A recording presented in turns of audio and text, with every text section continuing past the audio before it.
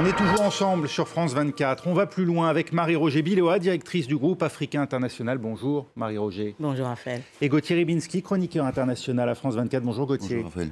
On va revenir évidemment sur les événements du week-end et qui continuent de se dérouler à l'heure où nous parlons au Proche-Orient. Car si l'armée israélienne a repris le contrôle des localités attaquées par le Hamas et le djihad islamique, des éléments armés sont toujours infiltrés dans le sud du pays où les forces de sécurité tentent de les neutraliser. Près de la ville de Sderot, à seulement 3 km de Gaza, les tanks israéliens patrouillent. Des combats isolés se poursuivent, mais l'armée dit avoir repris le contrôle des localités proches de l'enclave palestinienne. Plus au sud, des voitures calcinées sur plusieurs dizaines de mètres témoignent une nouvelle fois de la violence de l'attaque qui a frappé un festival de musique dans le désert du Negev. Au moins 250 personnes ont été tuées ici par des combattants du Hamas. Ils se sont infiltrés apparemment par centaines sur le territoire israélien. Depuis samedi, l'armée les traque les uns après les autres et organise sa riposte. Pas moins de 300 000 réservistes ont été appelés. Un chiffre record qui laisse présager d'une intervention terrestre imminente. Nous avons terminé d'évacuer 15 des 24 collectivités limitrophes de la bande de Gaza. Et nous sommes sur le point d'achever les autres évacuations. Ça sera fait dans les 24 prochaines heures. Mais les opérations sont compliquées à cause des otages. Le Hamas détiendrait plus d'une centaine d'Israéliens. Au même moment, les roquettes continuent de frapper le territoire. Les alertes antimissiles ont notamment retenti à Tel Aviv ce lundi. Et les Israéliens qui vivent autour de Gaza ont dû être évacués. Les éléments du Hamas et du djihad islamique infiltrés en Israël n'ont donc toujours pas été neutralisés. Plus de 48 heures après le début de ces attaques, Marie-Roger, quel est le niveau de la menace et le signe finalement des difficultés côté israélien? Ça montre à quel point le Hamas est préparé et qu'il y a des choses qui étaient sûres. Par exemple, que la riposte israélienne serait terrible. Ça, ils le savaient aussi. Et visiblement, ce n'était pas un coup le plus dur que Israël ait vécu depuis, j'allais dire, son existence 1948, même. Oui. Mais il y a de la suite et sans doute il y a une stratégie derrière qu'on va découvrir au fur et à mesure. Peut-être que le Hamas veut impliquer d'autres forces, peut-être qu'ils essaient d'avoir une déflagration générale, on ne sait pas, mais on aurait pensé qu'ils allaient se retourner dans les positions de sécurité pour eux et garder les otages comme monnaie de rechange et que c'était cette position d'attente. Mais non, ils sont encore dans l'offensive. Ça montre que la détermination est très très grande. Gauthier Ribinski, il y a vraisemblablement une forme de messianisme aussi dans l'acte du Hamas qui presque mène cette opération kamikaze, qui détient ces otages, qui n'entend pas les libérer, qui entend même les exécuter un à un si Israël s'en prend à des habitations sans sommation côté à Gaza. On l'évoquera dans un instant, mais tout de même cela donne la mesure aujourd'hui de la menace à laquelle fait face Israël. On a eu l'occasion de le dire durant le week-end, vous avez suivi ces événements sur l'antenne de France 24. C'est sans précédent, il faut remonter à avant la guerre du Kippour, une offensive palestinienne sur le territoire israélien. On ne l'avait pas vu depuis la création de l'État d'Israël et qui plus est une attaque de cette ampleur. Israël n'avait jamais connu ça. Non, et c'est vrai que les interrogations sont nombreuses, notamment quand vous regardez un certain nombre d'images qui ont été... Qui sont faites aussi, il faut le dire, au-delà de l'ampleur de la catastrophe pour Israël et des meurtres, et qui sont faites vraisemblablement pour terroriser, parce que ce sont des images que nous avaient plutôt habitués les cartels mexicains ou les gangs haïtiens. Tout à fait, et c'est pour ça que c'est de toute façon et fondamentalement inacceptable. Et que ce que nous essayons de faire en commentant ces événements et qui nous est reproché, c'est précisément de leur trouver une raison, pas une excuse. Mais c'est ça qu'il faut essayer de faire. Quand on voit certaines de ces images, alors évidemment il y a celles des otages et elles sont insoutenables de toute manière. Mais quand vous voyez aussi certaines images, par exemple, quand on connaît certains endroits de ces lieux, comme le point de passage de Erez, qui est le point de passage entre la bande de Gaza et Israël.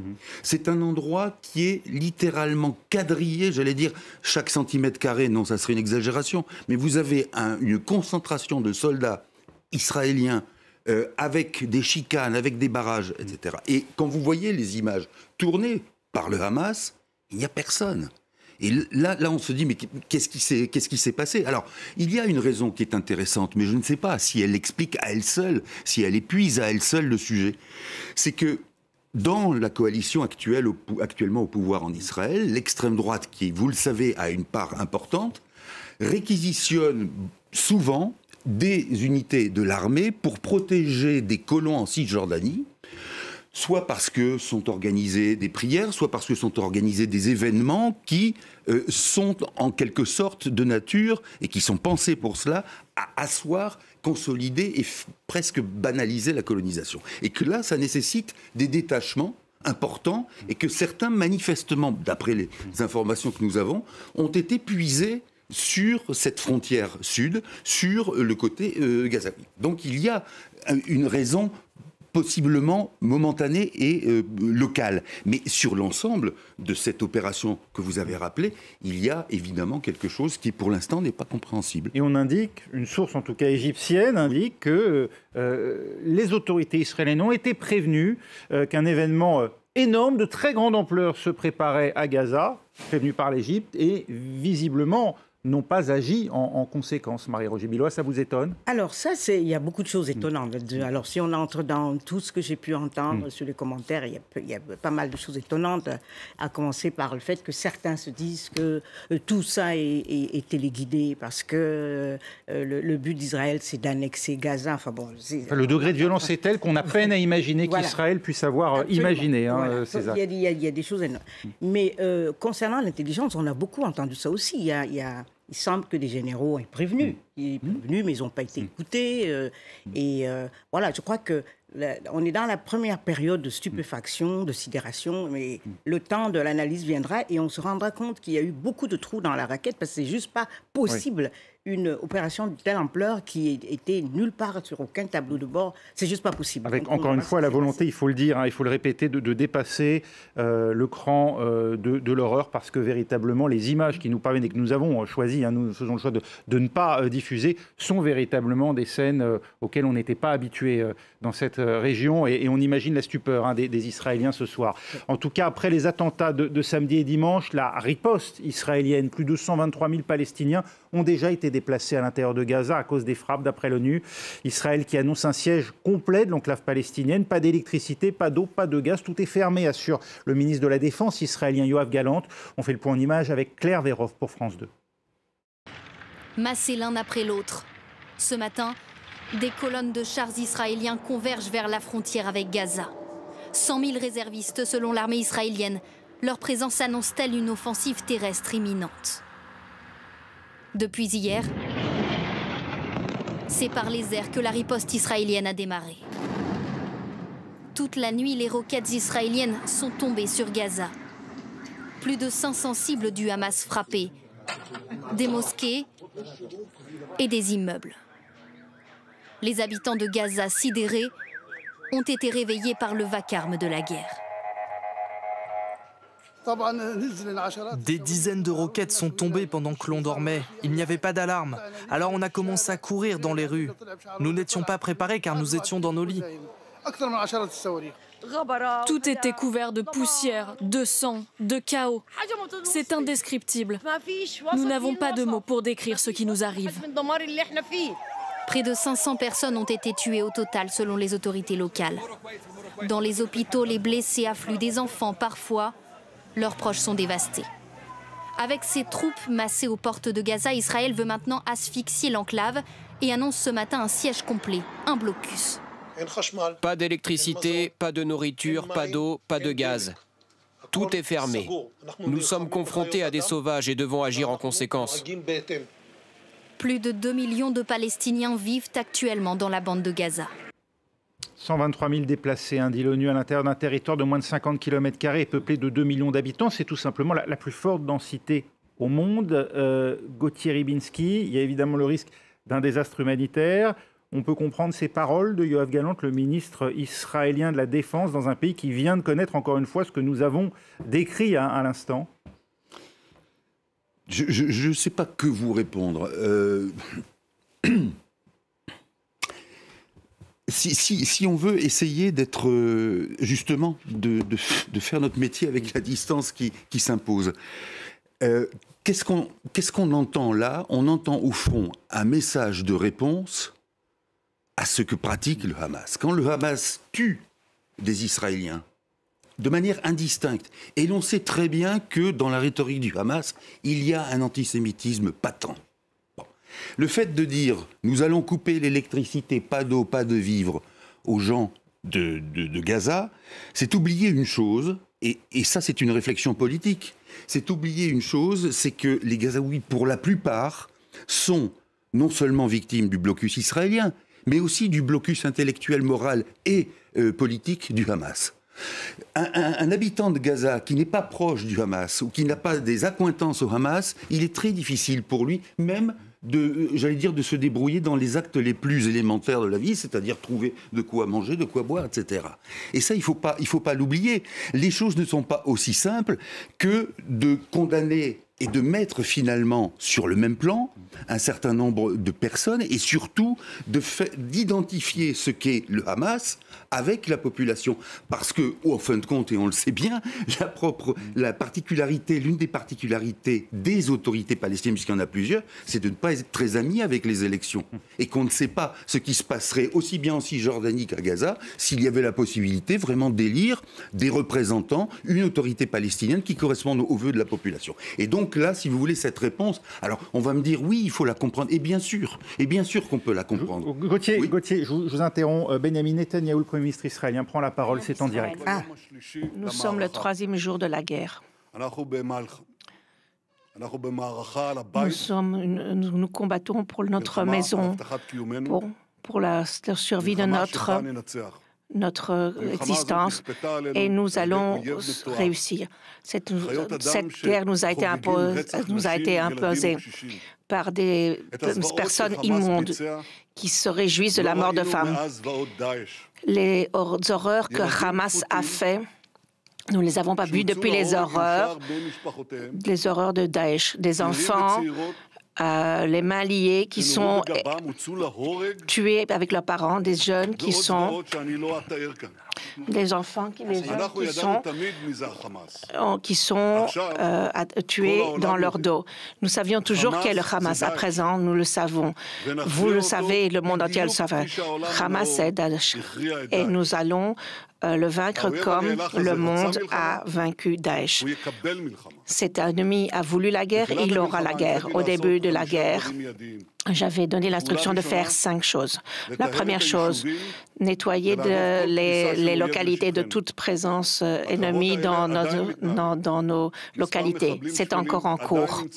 Certains terroristes abjects sont encore chez nous et nos forces de sécurité continuent à travailler jour et nuit. En ce moment même, nous sommes en train d'attaquer le Hamas avec une puissance et une force qu'ils n'ont jamais connue, que nous n'avons jamais utilisée. Troisième point, s'assurer de la sécurité des autres fronts. Le Nord face au Hezbollah, la Cisjordanie et au sein même d'Israël. Je soutiens toutes les forces de sécurité, les soldats et toutes les forces de sauvetage qui travaillent sur tous ces fronts-là et qui donnent le meilleur d'eux-mêmes pour défendre Israël. Le quatrième point, continuer le soutien international de tous les pays qui peuvent nous soutenir afin d'avoir plus de force d'action au sein même d'Israël et de la région. Et également soutenir la cohésion au sein de notre pays. Au sein de notre peuple, nous sommes tous unis. Notre peuple est uni et maintenant, j'appelle tous les leaders de tous les partis d'opposition afin de créer un parti d'union sans négocier, sans discuter, afin, comme à l'époque de Menachem Begin. sachez, citoyens d'Israël, que nous venons que de commencer l'attaque. Ce que vous voyez comme image de désolation à Gaza et de destruction, ce n'est que le début. J'ai dit que tout endroit d'où le Hamas agira sera un endroit de ruine, un endroit détruit, et ce sera encore plus fortement fait dans les prochains jours. Je suis en contact continu avec le président Biden et je lui remercie en mon nom et en votre nom pour son soutien en mots et en action pour nous. Un porte-avions immense est en chemin vers nous. Nos alliés, nos amis comprennent l'importance de toute cette guerre. Et je remercie également de nombreux dirigeants du monde entier qui nous soutiennent. Citoyens d'Israël, je crois également vous informer qu'il y a beaucoup de fausses informations qui veulent nous diviser, comme celle de nombreux tunnels qui sont encore en action, ou que les Égyptiens nous avaient informés avant les actions. Tout cela, ce sont de fausses informations et il faut tenir force et être unis contre ces fausses informations. Vous voulez tous que cela prenne peu de temps, mais cela prendra un certain temps. Je vous promets, chers citoyens, à la fin de cette bataille, tous nos ennemis sauront que c'était une erreur, une amère erreur de nous attaquer. Ce qu'ils ont fait ces derniers jours résonnera chez eux pendant des générations. Déjà, nous avons des histoires d'héroïsme auprès de soldats, de policiers, comme par exemple l'officier Zini qui a agi et qui a combattu de façon tellement déterminée, et d'autres comme le soldat David, dont le fils hier a été circoncis. Ses amis entouraient David et il a vu la brit mila de son fils par le petit téléphone portant-là. Et quand il a entendu les phrases rituelles, il en a eu les larmes aux yeux. J'ai également nommé hier le général Gal Hirsch, afin de suivre le sujet de tous les otages et de toutes les personnes disparues. Et nous ferons tout pour eux. Notre cœur est uni avec ces familles et notre cœur est uni avec toutes les familles de personnes assassinées. Nous avons perdu des hommes et des jeunes, des femmes jeunes, plus âgées également, des gens de services de sécurité, des forces de sécurité, juifs et non juifs. Cette union de destin nous est propre. C'est une chose vraie. C'est la chose la plus vraie et la plus profonde qui nous lie les uns aux autres. Ensemble, nous surmonterons et ensemble, nous survivrons et ensemble, nous gagnerons. Et je vous dis en tant que Premier ministre, nous aurons encore des journées difficiles et nous sommes déterminés de gagner cette guerre, car nous allons apporter la vie et la bénédiction sur cette terre. La renaissance d'Israël est un miracle. Et dans le livre de Samuel, nous avons des phrases qui nous accompagnent depuis toujours. Nous aussi, aujourd'hui, nous répondrons à cet engagement parce que le peuple d'Israël est vivant. Voilà, vous venez d'entendre donc Benyamin Netanyahou affirmer la détermination d'Israël à mener une guerre sans merci contre le Hamas, attaquer cette organisation palestinienne avec une puissance et une force jamais connues. Voilà ce qu'indique Benyamin Netanyahou, qui évoque également la menace au nord incarnée par le Hezbollah. Il se dit également prêt à défendre le territoire israélien en Cisjordanie et au sein même d'Israël. Il remercie les pays qui ont affirmé leur soutien à l'État hébreu traversé par cette cette épreuve. Nous sommes tous unis. Il entend même créer peut-être une majorité, élargir son gouvernement à un gouvernement d'union nationale. C'est du moins ce que l'on a pu comprendre des propos de Benyamin Netanyahou. Il évoque également les contacts rapprochés avec les États-Unis. Il remercie le président américain Joe Biden. Il évoque le porte-avions américain en chemin vers Israël. Voilà quelques-uns des éléments avancés par Benyamin Netanyahou qui tord le cou aussi à certaines rumeurs ces dernières 24 heures qui ont notamment fait état d'une mise en garde de l'Égypte qui aurait prévenu Israël d'une attaque imminente, d'une ampleur énorme, c'était les termes, concernant Gaza et qui n'aurait pas été prise en compte par les services de sécurité israéliens. Eh bien, pour Benyamin Netanyahou, il ne s'agit là que d'une fake news, une fausse information, si l'on en croit le Premier ministre israélien, Marie-Roger Biloa. Benyamin Netanyahou semble donner des éléments d'un conflit qui s'avère, semble-t-il, long. Il l'a dit, il remodèlera sans doute le Proche-Orient dans les prochaines semaines. C'était les termes qu'avait employé le Premier ministre israélien plus tôt dans la journée. Et oui, alors, ce discours ne va pas apaiser les choses, certainement. On a déjà vu Netanyahou plusieurs fois dans ce rôle. Et il a eu des politiques, pour faire simple. Il s'est déjà retrouvé confronté à la violence dans les territoires occupés, à des actions terroristes aussi. Et il a toujours cette attitude de va-t-en-guerre, etc. Alors, ce qui frappe quand même, depuis 48 heures, au-delà des condamnations et du choc que tout le monde sent, bien sûr, c'est qu'il n'y a pas, même les pays qui sont un peu plus éloignés, mais tous les pays qui soutiennent Israël, il n'y a personne pour prendre du recul. C'est-à-dire, j'entendais Gauthier dire à juste titre que notre métier est très compliqué dans ce genre de situation où il faut prendre de la distance. Mais lorsqu'on parle notamment on compare au 9 septembre, est-ce qu'on a tiré les leçons de ce qui s'est passé après le 9 septembre? Est-ce que 11 septembre. Oui. Voilà, le 11, 9/11, c'est vrai, le 11 septembre. Est-ce que... Pardonnez-moi Marie-Roger, mais demandait-on de prendre de la distance aux pays qui se sont affichés aux côtés de la France après les tueries de Charlie Hebdo et de l'Hypercacher et qui ensuite ont aussi affirmé leur solidarité après celle du Bataclan et des terrasses?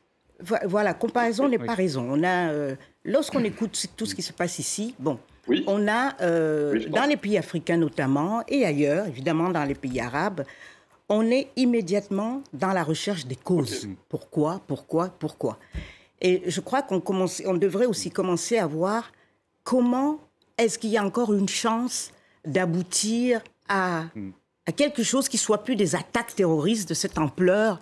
Et chaque fois, c'est de plus en plus impressionnant, quoi. Enfin, est-ce qu'il y a quelque chose auquel on peut arriver et qui ne soit pas une menace quotidienne pour les Israéliens et pour les Palestiniens?